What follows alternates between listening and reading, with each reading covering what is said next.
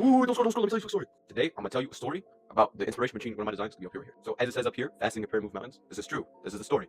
In Cairo, there's this mountain called the Maqatta Mountain, and fasting and prayer literally moved it. Let me explain. So, in the year 975, there was this dude named Yaqub ibn Yusuf ibn Khalis. I don't know if I said that right. And he kind of questioned the government at the time, saying, "Oh, well, these Christians." There was the verse actually on the hoodie, and it was like, "Oh, if you have faith as a mustard seed, then you can go move this mountain." Abba Abraham in Zabri, I think I might be saying that wrong, to go and pray and tell them what was happening. So the Pope, Abba Abraham, took Saint Mary appeared to him, saying, "Oh, go grab Saint Simon the Tamer, and you guys should be able to move the mountain," right? So they prayed. They said Kyrie eleison, which is translated from Coptic into English, Lord have mercy. And every time they say 3 times, they do Matanya, they bow down.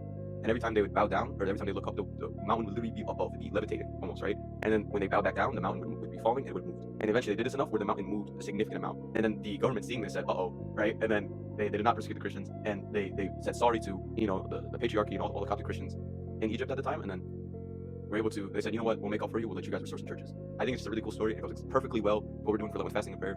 That's why I think the design is great. And that's the Maqatta Mountain. Again, here it is on the Maqatta Mountain. That's the actual outline of the Maqatta Mountain on the hoodie itself. I don't know, I think it's just cool story. I'll see you guys later though. I appreciate it.